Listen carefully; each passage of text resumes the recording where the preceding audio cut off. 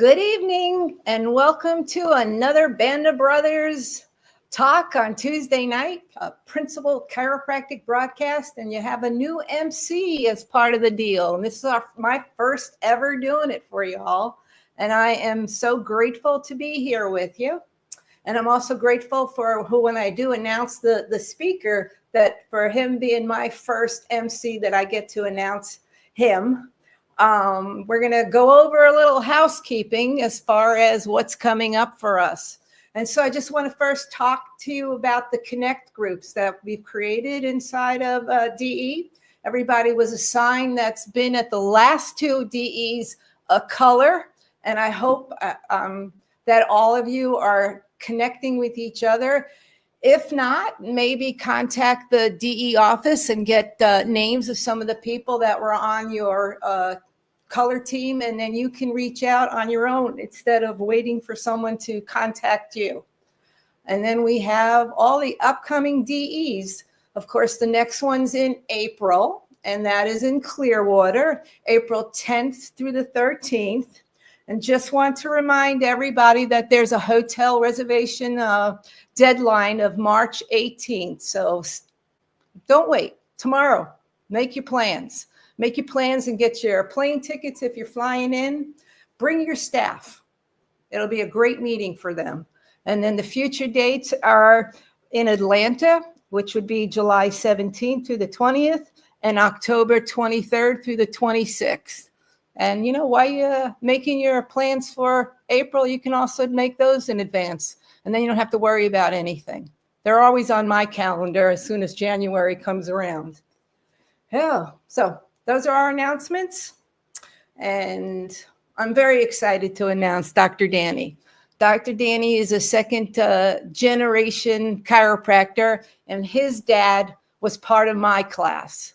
So I got to see Danny when he was very young. And then I hadn't seen him. And then one day around the pool, he comes walking around and I'm like, I know that face. And it was him after graduating from Life West, which he did in 2016.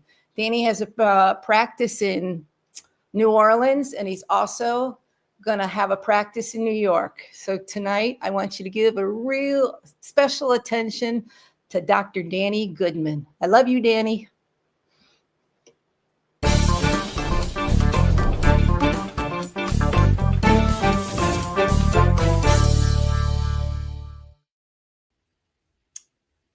Hello, everyone. Thanks for tuning in. Thank you, Dr. Mindy. Love and appreciate you so much every time I get to see you. So I was equally as excited. And when Brian asked me to do the call, my answer is always yes. When people ask me, I just want to say yes. That's a big theme of the year. But in general, when asked what the topic of my talk was going to be, I chose the two paths of the chiropractor, and it's going to circle around to that. But in true DE fashion, I'm just going to speak from innate. So I hope you have your permission in order to do that. And before we get to now and what's happening, I want to take you back to, what got me to be a chiropractor in the first place. Over this past DE meeting, for those of you who were there, it was really, really great. And a theme that kept coming up, or that I kept hearing, was that there's, two paths that could be taken. Dr. Lieberman discusses that a lot. And I think Dr. Ed was the one who mentioned it, about a kid or a person, someone who stays subluxated and doesn't get adjusted, and how that path can look for them, both clinically and in their life. And then on the other hand, the someone who gets the message, here's the principle, gets adjusted, and how drastically their life would go based off that. And, you hear it all the time at DE about how DE kids are just different. You can see how they act, how they treat people, how they interact with each other. And growing up in this principle, you can imagine it's definitely a unique lifestyle. And I'm living proof of that. So I was one of those babies in DE. I have a little picture of my mom holding me in the back of the room. And, I grew up with a lot of other now DE docs, which is really cool to see, like Danielle Drobin, Vanessa Pizza, Austin Davis, Tim Warner. We were all kids growing up together. And I never knew who BJ Palmer was, but we always heard who Dr. Sid was. And I couldn't tell you, the anatomy of the spine, but I knew subluxation. We knew the word innate and life force. Those are the things we grew up with. And even attending these types of meetings, we would do things like a lot of team building and a lot of purpose-driven stuff, and really just allowing your system to relax and let innate truly express and acting on what that means. And growing up that way, I didn't realize how different it was until I got exposed to more people. I can proudly say that to this day, I think I can count on one hand the amount of medical intervention I've ever gotten. But my mom would always say to us, and she's a smart lady, that we're not Jehovah's Witness, we're principled chiropractors. We're not against medicine, we're for health. First thing we do is we get adjusted. We trust the body's system to work the way that it was designed. And then you go from there. And it functions that way in all phases of life. But then being exposed to different people and different lifestyles, from what's in their medicine cabinets, even what's in their pantries, was always just a little bit of a struggle to be able to adapt or assimilate into these wider groups when you grew up so uniquely. Even in our elementary school, we would meditate each morning, and it was just different. Anyways, so when it was time to choose career, I was definitely not one of those people who knew I wanted to be a chiropractor always. And to be fair, I think I've always been a chiropractor, just didn't have a license or know how to adjust. Even my sister to this day, I always joke, she's one of the best chiropractors I know. She just doesn't know how to adjust. And because when you own the principle, that really, really simple but profound premise that the body is designed to function and heal itself, and there are universal forces that put everything into matter, and we're just honoring, facilitating that relationship, and whatever that means, you follow that little voice, and that's what's right for you. And when it was time to, I had had fun traveling the world, doing a lot of different odd jobs, but something always brought me back to chiropractic. And it wasn't the desire to change the world. It wasn't the desire to have the biggest business possible. It was just, I was happiest when I was talking about this principle and around like minds who also nourish those same ideas. I remember going for interviews when I was like 26 or 27 for like sales jobs. And even just being in those rooms with the cubicles felt like death inside. And then I would go hang out with chiropractors and be taken to lunch and just be swollen with love. It would be oozing out of everything, like that high that comes from nowhere, but just pure love, pure innate. And I remember specifically the turning point that made me want to actually jump off the diving board and become a chiropractor and go to school and enroll. I was at lunch with Eddie Diaz and Sharon Gorman and Sharon's daughter. And this is when I was visiting Life. And we were talking, and we're just kind of reminiscing on what it's like to grow up with being in a DE family. It was very commonplace for us to be away on, let's say, vacation. We'd go to Mexico or something. And we would just go out to dinner or lunch. And by the end of the meal, there would be a line of people from the dishwasher to the owner. And I would watch my dad just adjust every single person. And it was not for anything in return. It's just what you do. You serve the people, and these, they might not have had medical care ever in their life, but they're just so gracious to have someone anointed to be able to provide that. And part of me was just jealous. I wanted to be able to do that. I wanted to be able to, give that same gift and be in that kind of position. And I remember at that lunch that, Eddie Diaz, he said to me, he goes, I've heard all your your worries, and you just need to go to school. And I kind of laughed. I was like, well, it's not that simple. You know, I have to move to a new place. It's a lot of money, big commitment. Is this really what I'm meant to do? You know, I like to travel. And what he said to me, he goes, you're looking at it all wrong. He goes, you know the power of the adjustment. And I agreed. And he goes, and you've seen what you can do with it. I agreed. And he goes, let's say you never practice a day in your life, or you completely fail and do something different. You always have the ability with your two hands to help your mother, your father, your brother, your sister, your wife, your kids, your friends, family, strangers. You always have that power. And I did it. And I'm glad I did it. I even remember when I first got to chiropractic school, before I even walked in the doors, the place where I was staying, this girl, Nicole Hickok, she's a chiropractor now, and she was just graduating when I went in. I basically took her apartment, and I mentioned to her how every birthday wish I ever had growing up was to have superpowers, and she told me, well, now you're going to get them. And I always remember that. And then even being in school, for any students who are listening, or you might remember, you know, for me, I was so excited because I'm at one of the principal schools. I only looked at Sherman, Life, and Life West because those were the principal schools. And I got there super excited. And out of all the kids there were only 3 other chiro kids in the class with me. And out of those 3, only one of them really grew up like I did.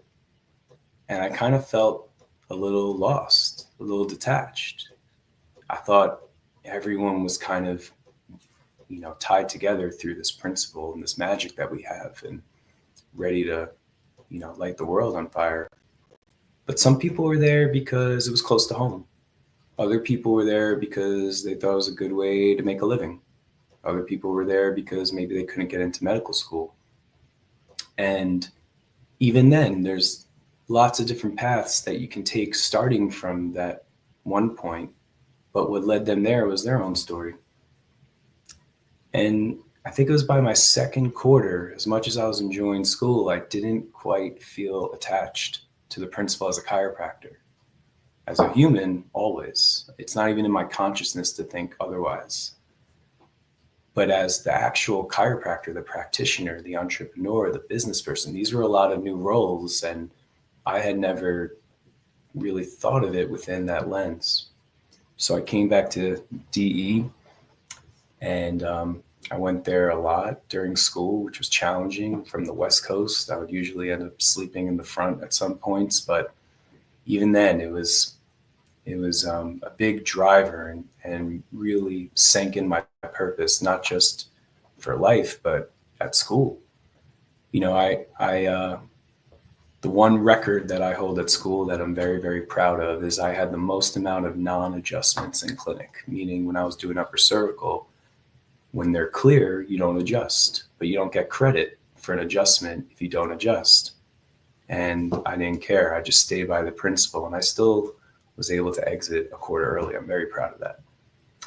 And I remember even then just feeling the power and the certainty in this principle, and from DE, about that we're on a greater mission here. Like, you have the skills and the message that's going to change lives, not just through the adjustment, but through educating and empowering people for the truth that we know of what health and life is all about. The universal and the innate forces, letting them function as designed, and just getting out of the way and nourishing that as much as possible. And I remember people always say, like, hey, does anyone know a chiropractor in Santa Barbara or Reno, Nevada, or whatever? And when people would ask in the Bay Area, I would say me, Life West Chiropractic Clinic. And people would come, and it was great. We saw some cool stories. So everyone knows my mission was always New Orleans, New Orleans, New Orleans, New Orleans. And I went there. And I remember after school, I traveled a little bit, and then I got my dream car, which was Kia Soul in 8. And I packed my car with everything I knew. I drove down there, and I won't go through all the bumps and tribulations, but always stayed determined with the principle. And New Orleans was missing a principal chiropractor, especially Louisiana.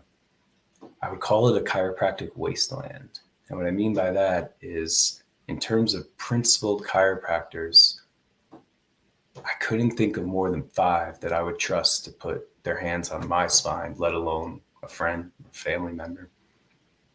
And even upper cervical, that was something where, as far as I'm concerned, there's only one other person in the state who does it. So I remember a different Life West grad, because when I got there, I introduced myself to every single chiropractor. I told them my mission. I wanted to hear any of their advice and whatever. And there was one other chiropractor who graduated from Life West in New Orleans. And when I took him to lunch and told him my plan, he told me right to my face, "You're going to fail." He goes, "If you don't work with insurances or do personal injury, there's nothing for you here. No one will pay for it." And in spite of all that, we were successful. I loved my practice. I loved my people. I loved doing it my way. And it was amazing. But we talk about, as principal chiropractors, listening to the wee voice within and listening to innate. And innate was calling me to be closer to family. But I had my mission in New Orleans, so I was really conflicted with that. And then COVID happened. And during COVID, it had an effect on everyone, especially chiropractors. When your job is touching people and empowering them with their innate wisdom, but all the powers that be, including the regulatory powers that be, are kind of demonizing that could be tough, especially when you're in a wasteland on your own. And even during that time, we grew and made a good living and everything was cool. But in this last spring, I heard the little voice saying it's time for a change, but I couldn't abandon my people. And I was trying to figure out, how do I do this? There's literally no one I could send them to. There's no associate I could train under me. No one does what I do. So the strategy that I chose was to kind of do what I did, follow innate. I packed my car, I drove up north, and I've been going back each month to see my people down there and adjust them. And, just like there's 2 paths that children or patients can take, whether one is clear and adjusted and the other heads you down that spiral of reaction and medication and whatever, chiropractors have that same choice. And for those of you who know Dr. Peter Morgan, he would always mention something called divine appointments, which I really liked, which are just little reminders from the universe that you're meant to be here at this time for a certain interaction, and how do you show up for it, or what lesson are you going to learn from it? And in these last few months, I've been trying to decompress and get clear and really see my vision for where do I want to plant to build my next practice. Do I want to be in the mountains and exude healthy lifestyle? Do I want to be by the beach and, feed that lifestyle, which I grew up with, the salt life that I love so much? Or do I want to be in the city and experience vibrancy and be able to have access to all those things? So the certainty in where has been the most challenging part. But in that time, I've had a few divine appointments that have challenged me and made me think about, like, okay, what's this next path going to look like? One being, I always was turned off by workers' compensation and personal injury and things like that. That was a part of chiropractic I didn't even know existed. I went to school to be a chiropractor, to learn how to adjust, to turn on the life force, to release innate, to tell people about subluxation. I never even thought of a code or anything like that. I didn't know there was such thing as personal injury practices. And being in Louisiana, that's everything. Every big billboard you see has a bunch of chiropractors working for them. And there was this one seminar I went to a few months ago for CE, and this doc was a personal injury chiropractor. He was teaching personal injury, and I just needed the credits. And I took scrupulous notes because I wanted to challenge myself to see what's this about? What is it like being a chiropractor who does personal injury? Are they really as crooked as I think they are? Is it really a scam? Are they actually helping people? And unfortunately, most of the things I thought were accurate. I remember specifically one thing he said: in your first month, it's a buffet. You could do whatever you want. And everything was just about reimbursement. Every single person got the same care plan, 4 to 8 weeks, the same therapies, the same exercise. He laid it out, and he basically said to everyone, I'm showing you how to be a millionaire. And then I talked to some of my like-minded brothers who might be struggling and thinking about what cash rate is right. And then you have these people with no principle. They don't accept people who aren't in car accidents, but they make a great living. A few weeks ago, before DE, I was visiting some family and friends, and one of my good friends, he's a big pickleball player, 13 years sober, great person. So we went to play pickleball together, and our opponent had a necklace with these hands on the necklace. So I commented on it, we started talking, and he's a retired chiropractor. I told him I was heading to D next week. He goes, oh, what's that? And he went to Life University. I'm like, you've never heard of Dr. Sid D? He's like, oh yeah, I'm not one of those guys. I'm into injury. Told me about his practice, about helping people. If you have a sprained ankle or dislocated finger, he's the guy. And then he sold his practice to an MD, and now he's retired playing pickleball. And I just kind of looked at him funny, and I said, I'm like, why would you be working with these other people doing injections and this and that and whatever? Has nothing to do with chiropractic. And he said to me, it's like, there's a big difference between making a living and being successful. And that really kind of stirred with me again. Another divine appointment to check you. And people say when you get signs from the universe, they're either doing it to give you a sign to tell you something, or they're challenging you to test your resolve. And these were definitely tests. And then even more recently, after DE, I went to New Orleans, I served my people, and I went on a cruise for a bachelor party that left from New Orleans. And we had a small boat, about 10 guys, and there were 3 other people that weren't part of our group, which was surprising. So we start chit-chatting. I'm like, oh, hey, what are you doing here? He's like, oh, we're here for company, took my company out. I'm like, okay, cool. Asked me what I did. I told him I'm a chiropractor. Their eyes lit up. He was a chiropractor too. When he was talking about his company, he owns a personal injury clinic in Texas. Not just one, but 2. And he was sharing he's also opening a 3rd. It's like, cool. That's exciting. And then we got to talking, and it turns out his father was a chiropractor also in Nevada. He grew up in chiropractic. He went to Palmer. And now this is what he's doing. And we started talking a bit more. And then I was like, wow, it sounds like business is going good for you. He also graduated 2016, just like me. And he's like, yeah, we're really excited. We're about to hire an MD. And again, my eye, what do you mean, MD? He goes, well, that way we could prescribe drugs. And that's when I just couldn't believe it. I was like, well, what do you mean? What about your principles, your values, your ethics? Like, we're chiropractors. Our whole thing is that we get people off drugs if they don't need it. And he said to me with a straight face, he goes, but for every prescription, that's the extra $10K in my pocket. And then think about the 2 paths that you could take, especially as a chiropractor. If you didn't know any better, if you weren't exposed to this principle, it seems like the most grooved path to a success or living that abundant lifestyle would be to have this low-hanging fruit, would be to compromise these principles or these values, would be to go against all the people who were jailed before us. Or you could be a DE chiropractor and be rooted in principle and be there for the mission. Be there to give for the sake of giving without the expectation of anything in return. To go to impoverished places and line up people and adjust as many as possible because you know that their life will be better regardless, no matter what comes back to you. And there's a lot of ways to make a buck, a lot of ways to make a living. And the two things that I care most about is being happy and sleeping at night. We talk about God, family, chiropractic.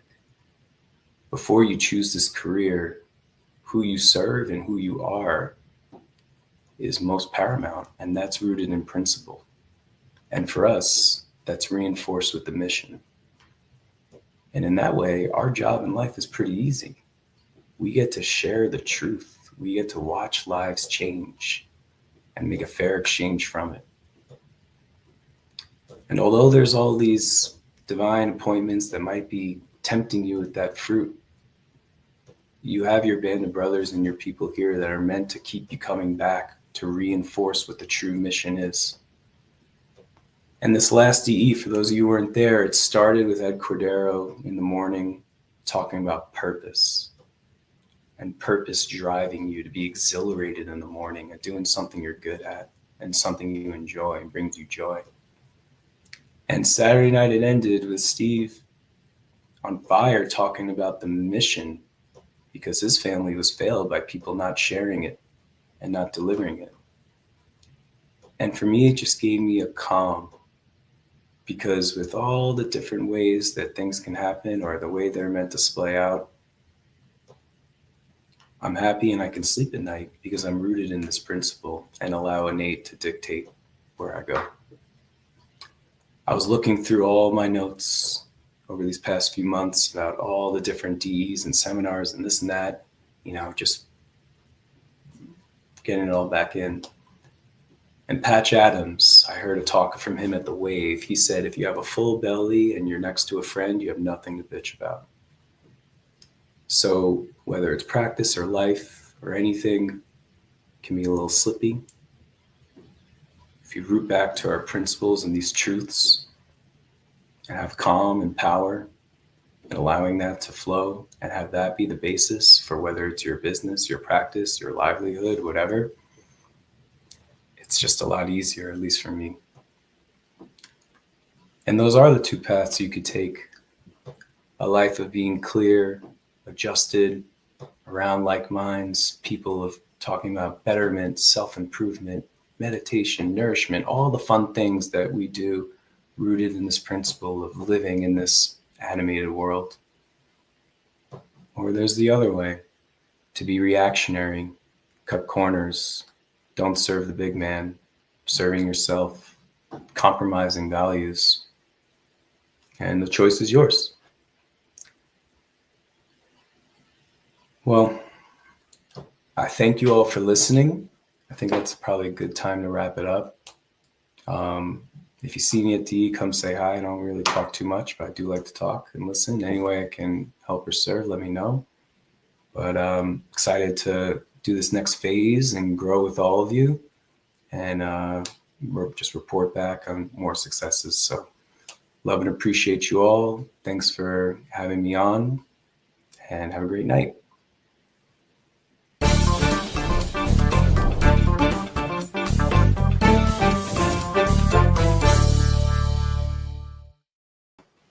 What a great job, Danny.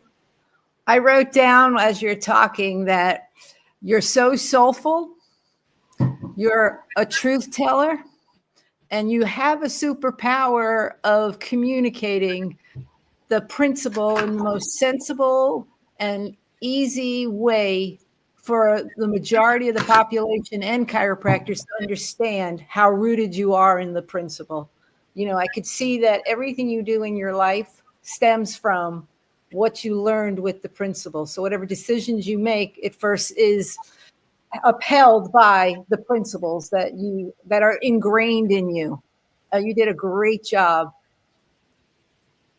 Thank you. Appreciate you. Yeah, you really did. I love, though, that you said that we're not there to be against medicine. We're there for health. And that really helps in the office when you're with people, because they always want to say, doctors don't consider what you do real, or they don't approve of you. And I'm always saying to my patients, it doesn't really matter what they say. I'm here to talk to you about what your body can do. Yeah. Give credit to my mom for that one. Yeah. Yeah, and it's stuff. Yeah. Well, Yeah, you know how much I love your mom. So of course, of I course. get it. I get Yeah, it. So thank you so much. I just really enjoyed your talk tonight. cool. Thank you. I enjoyed sharing. It felt good. And I'm going, as soon as I get the names of the yellow team, then we're going to hook up so that you can do what I asked you to do for us, to do a little bit of a writing so we can send it out to our team members. Sounds great. Yeah. I love and Anything. appreciate you. Love and appreciate you. Thank you, Mindy. Have a great day tomorrow, everybody. Have a great day in the office, or if you're in class, have a great day in class. Love y'all. Good night.